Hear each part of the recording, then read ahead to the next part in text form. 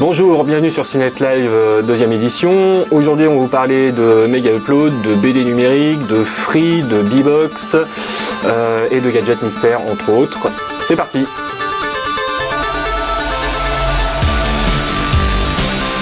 Bonjour tout le monde, Cinet Live émission 2, on commence par la saga de l'hiver, Mega Upload. Donc ils veulent libérer Kim.com, ça suit son cours, les avocats disent qu'il est blanc comme neige, bon ça en gros la bataille habituelle. Bon tout ça pose la question de la licence globale dont on parle absolument pas dans cette histoire. Il y a quand même enfin ce qu'on disait la semaine dernière, une hypocrisie phénoménale, c'est que bon Mega Upload, le mec était dans le viseur parce qu'il a quand même des arriérés depuis 15 ans, en plus.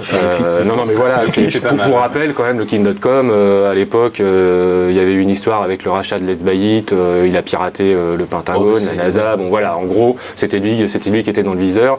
En ce moment, les mecs qui se frottent les mains, c'est tous les autres services parce que tout le monde est parti dessus. Ceux qui n'ont pas fermé voilà, et qui sont pas enfin, ils rabotent leurs services quand même, hein. Tu regardes Five Sonic ou Vidéo Bibi, maintenant c'est interdit le partage. Non mais donc c'est ce qu'on regardait hier. Tu vas pour les citer, YouTube, t'as je ne sais combien de films en intégralité. Alors ok, en définition pourrie, mais voilà, t'as Spider-Man, t'as les derniers films sortis, 2 heures de film sans problème. Eux, ils obtempèrent vis-à-vis des ayants droit. Ils ont passé de gens en interne pour aller scanner tout. Ils ont des systèmes d'empreintes, derrière ce truc. Il n'a pas d'empreinte sur YouTube, le truc il peut rester... On légifère. Ne dit pas top. Dailymotion le fait bien. Pourquoi ça sera possible pour Dailymotion, ils ont des accords avec Canal+, par exemple. Si tu fais un extrait de foot sur Dailymotion, il y a tout de suite... Qu'est-ce qui empêche YouTube de faire la même chose ? Faut le faire sur Cendrillon, sur Spider-Man. Non, mais c'est un vrai problème technique et de moyens pour contrôler les masses d'infos qui sont déversées sur ces plateformes. C'est bon voilà, maintenant le truc concret que nous on voit tous les jours dans notre vie. Enfin moi je l'ai vécu il n'y a pas encore très longtemps. Tu payes 5 € pour télécharger un film, enfin pour faire de la VOD légal via Apple. T'as un bon garçon, t'as ton Apple TV, les mômes voir Kung Fu Panda 2. Tu mets 5 € sur la table. Le truc en 2 jours t'arrives pas à voir la fin. T'es en train de t'expliquer à un môme de 8 ans que c'est comme s'il allait chez le boulanger, tu payes le pain au chocolat mais t'en auras que les 2 tiers. Voilà. C'est quand même très gênant. Alors voilà, le problème c'est qu'on dit aux gens faut pas pirater, mais de l'autre côté l'offre légale elle est quand même encore moyennement au point. Est-ce qu'il existe pour la musique, c'est vrai, on se souvient d'iTunes qui a mis vraiment à mal à l'époque Napster, Kazaa, Emule et compagnie. Là t'avais une vraie valeur ajoutée parce que voilà, t'es sur ton iPhone ou ton iPod, tu t'écoutes la musique, tu la télécharges, il y a une vraie valeur ajoutée pour l'utilisateur. En vidéo, où il y a aussi évidemment Deezer, Spotify, ça aussi c'est des solutions, des vraies solutions avec une vraie valeur ajoutée. Pour la vidéo, moi je connais pas trop les plateformes de VOD, mais moi j'ai fait comme toi, sur ma box, j'ai regardé TF1 Vision, je me suis dit bon voilà, je vais lâcher les 6 €.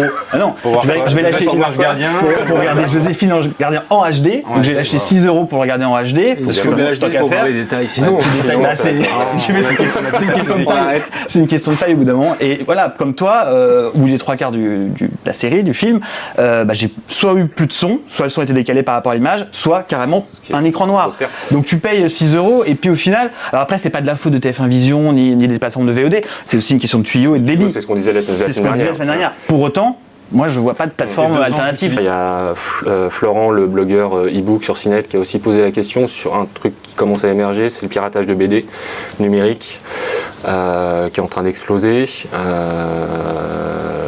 Donc ça reste anecdotique quand même. C'est marginal, je pense. Le rapport là, du motif, c'est 1% de l'offre globale de bouquins. Ouais, il a 15 000 en un an. C'est une tendance forte, et parmi tout ça, beaucoup de BD, 80% de BD qui sont... Oui, mais voilà, là on parle spécifiquement de la BD, pas des bouquins en général. Donc c'est un rapport qui est sorti... 80% de 1%, on reste quand même sur quelque chose de minoritaire. Ça reste marginal, mais c'est vrai qu'on le voit, il y a beaucoup de piratage de la bande dessinée, surtout outre-Atlantique, puisque les comics ça cartonne, on voit bien. T'as Amazon qui a dealé une exclusivité sur les derniers DC Comics pour les proposer justement dans sa licence globale avec la Kindle Fire, puisque la Kindle Fire a un abonnement, donc avec plein de contenus, notamment de la BD. Donc c'est pas un enjeu anodin. D'après les chiffres que justement Florent donne, Il y a quand même 8 à 10 000 titres disponibles, réellement disponibles, sur les 35 à 40 000 piratés. Ça fait quand même selon pas mal. le dernier Non, rapport c'est- du... Après, moi, hier, j'ai été voir en préparant l'émission. Pour combien de films disponibles? Sur les newsgroups qu'il y avait, il n'y a pas grand-chose. Pas de nouveautés. On trouve du Astérix, on trouve Ouais. des grands classiques, Donc du des franco-belge. bundles. En même temps, Pas grand-chose. Pas mal de mangas, ce qui est quand même un gros Ouais. marché, mine de rien. Moi, je pirate de la BD, c'est-à-dire que je lis de la BD, etc. J'achète beaucoup de BD aussi. Je pirate quoi? Je pirate des trucs qui sont pas Que disponibles en t'achèterais France. pas, en fait, et qui sont C'est pas dispo. que j'achèterais pas, c'est que je peux pas les acheter. Ouais. Donc en fait, je récupère des trucs, notamment beaucoup de trucs qui sont édités aux États-Unis. Par contre, j'achète beaucoup de BD underground françaises. On arrive sur le problème de fond qui est en gros que de toute façon tu payes déjà pour aller sur internet. Donc un abonnement, et quand dès le on peut départ, payer, voilà, les gens se disent mais attends, je paye pour rentrer dans le magasin et ensuite il faut que je repaye pour acheter. Intellectuellement, c'est un peu difficile et c'est le modèle de la gratuité qui a été mis en place dès le départ sur internet qui était basé là-dessus finalement.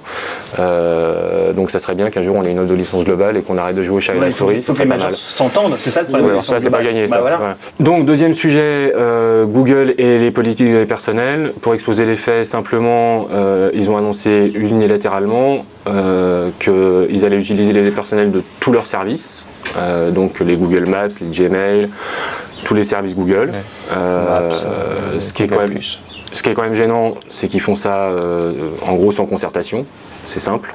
C'est un changement unilatéral des conditions d'utilisation, c'est pas les seuls à faire. Après, Facebook fait les mêmes. Pour revenir dans ton sens, ce matin, si vous avez ouvert votre Gmail, il y avait une fenêtre. Voulez-vous accepter les nouvelles conditions? C'était oui Ou rien du tout. C'était mais oui standard. ou t'arrêtes d'utiliser Ou t'arrêtes. tous les Ouais, services. tout à fait. C'est simple. Le problème, c'est qu'il n'y a pas grand-chose en face comme autre service. C'est-à-dire que moi, j'ai bah essayé de oui, regarder justement quel moteur de recherche je pourrais utiliser. Hormis Bing, j'ai pas trouvé grand-chose. Quoi. Ouais, encore. Donc il y a une position quand même dominante Donc, même, de la part de Google. tu peux quoi. toujours toi faire l'effort d'un côté. Si le marchand qui va sur lequel tu surfes utilise le moteur de Google de son côté pour récupérer des données ou pour exploiter son propre site, et ben, au final tu offres tes données, tu les croises, Sans savoir, ouais. tu les mélanges.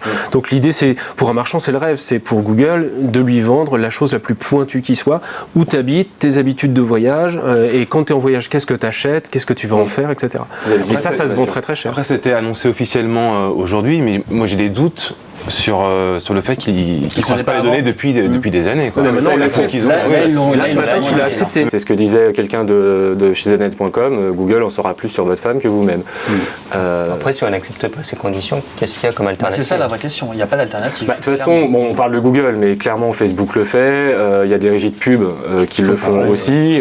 Voilà. Les Faut savoir recherches qu'à sur partir du Bing, moment où t'es en ligne, bah, il y a dès des qu'il y a fichiers des qui sont cookies, déposés. enfin, il y a les cookies, Voilà. voilà, enfin, les petits fichiers qui... Je pense que ça implique en gros pour les gens de connaître réellement les tenants, les aboutissants de ce qui se passe à partir du moment où tu es sur un ordinateur, enfin un appareil connecté. C'est le syndrome Surtout sur de- des machines où il y a, enfin sur des familles où il y a une machine dans la famille. C'est-à-dire qu'effectivement aujourd'hui, suivant ses habitudes de surf, sur des choses qu'on va rechercher, on va avoir quelque chose qui va être ciblé.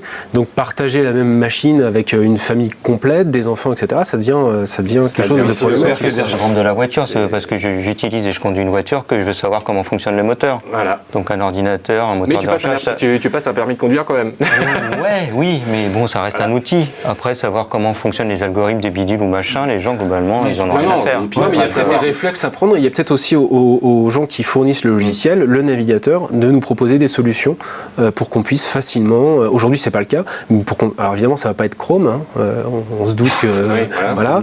Mais peut-être qu'il y a chez les concurrents une politique à trouver pour effectivement donner la possibilité d'y aller un peu plus de façon. Oui, je suis assez d'accord pour anonyme, protéger quoi. l'utilisateur. Sinon, en bref, dans l'actu de la semaine et de façon un peu plus courte, on va essayer. En bref, il y a Bouygues Télécom donc, Ouais. qui a présenté sa nouvelle P-Box. Donc un an après P-Box l'évolution de SFR et la SFR, révolution de Free. Donc B-Box Sensation. Ouais. Bah, c'est une Sensation. nouvelle box, donc nouvelle ergonomie, Ils ont posté puissance. l'interface. C'est ce qu'ils Oui, c'est ce qu'ils annoncent. ont- Voilà, voilà, interface plus ils ont- claire. Nouvelle interface, Ouais. nouveaux services, notamment des portails unifiés pour tout ce qui est VOD et télé de rattrapage. Ouais. Et un des trucs les plus intéressants à mes yeux, c'est la possibilité de diffuser 4 flux HD en Ça, c'est Wi-Fi. c'est le truc sur lequel on a tiqué. Après maintenant voir si ça va Voir vraiment si c'est la fonctionner au lancement. Mais en revanche, c'était juste un lancement de dire elle est là. mais on ne sait pas vraiment quand elle arrive et on ne connaît pas les tarifs. Côté fournisseur d'accès, Ouais, on a parlé aussi de Bouygues Télécom. Alors c'était Xavier Niel qui en a parlé, hein, parce toi, qu'il a très été. gentiment. Voilà, moi j'étais sur place à l'Assemblée. Bah écoute, Xavier, il a été plutôt bon, hein, sur le fond comme sur la forme. l'appelles Xavier, toi. Il nous a fait, bah maintenant c'est mon pote. D'accord, Hein. c'est ton pote. Et non, il a été plutôt bon. Il a fait une opération, voilà, honnêteté. Je suis transparent, donc on sait maintenant Non, mais le réseau. Le réseau, il joue la clarté. il joue la clarté. on arrête, Après la barouf. campagne de teasing, Ouais. de buzz qui est un peu saoulante pour tout le monde. Là, on la joue sur les faits.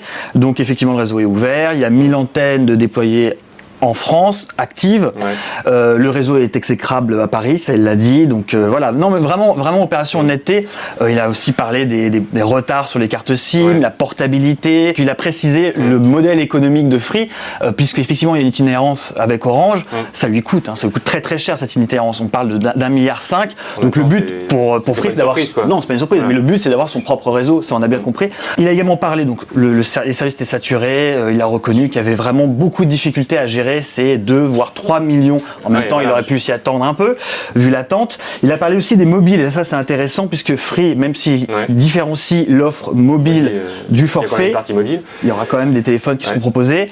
Les téléphones seront proposés une fois que les problèmes de portabilité et d'envoi de carte SIM seront réglés. En gros, un problème à la fois, on calme Voilà. le jeu et Bon. on gère la logistique. quoi. Moi, je l'ai Voilà. trouvé, je te dis, ressenti sur place, ambiance, c'était ambiance bon enfant En parce même que temps, l'Assemblée, oui. mais moi, je te dis, je l'ai trouvé plutôt bon. L'Assemblée, c'est bon enfant, d'accord. Ouais, pareil. si, ça rigole, c'est plutôt sympa, oui. Alors, et le fameux gadget mystère, donc bon, il y a eu débat, finalement, on attendra un peu pour représenter celui qu'on avait Moi, j'aimerais bien repéré. le gadget qu'on ne me montrera pas. On ne vous le montrera pas. Alors cela dit, moi voilà, au CES à Las Vegas Voilà. cette année, j'ai découvert ce petit holoclip qui était présenté. Donc c'est un objectif 3 en 1 qui est absolument génial. Donc 3 en 1, il fait grand angle d'un côté, fisheye de l'autre et macro encore en 3e position. Et ça coûte Ça coûte $70, 69 € pour être précis. Ouais. Ça se clip sur l'iPhone de manière super simple, alors ça c'est génial. On enlève la coque par contre et hop, on le met là. Et en 2 secondes, on a notre grand angle à portée de main. Donc moi j'adore, ça fait des photos super, l'optique est de bonne qualité, pas de Ouais. perte de luminosité. J'en vois un qui regarde ça. Je regarde tout ça. Alors, c'est pas un GX1 non plus, mais bon, ça fait des photos pour tous les jours. C'est absolument le gadget à acheter cette année. C'est pas cher, c'est génial. Très bien. C'est génial. On se retrouve la semaine prochaine pour à mon avis, la suite de Mega Upload. Ouais. Et puis, il y a Barcelone qui va commencer à arriver de plus en plus. On va commencer à en parler. Voilà, à mon avis, ça va commencer à allumer. Petite info, a priori, donc Samsung, Barcelone. Samsung sera là. A priori, il n'y aura pas de Galaxy S3. Il y aura Voilà. probablement un événement dédié. On me l'a confirmé. On m'a mis sur la piste d'un événement dédié au Galaxy S3. Donc c'est tout pour cette semaine, pour ce best-of de l'info. On se retrouve la semaine prochaine pour la 3e édition. D'ici là, tout est sur CNET et ailleurs. À vendredi prochain. Ciao. Ciao. Au revoir.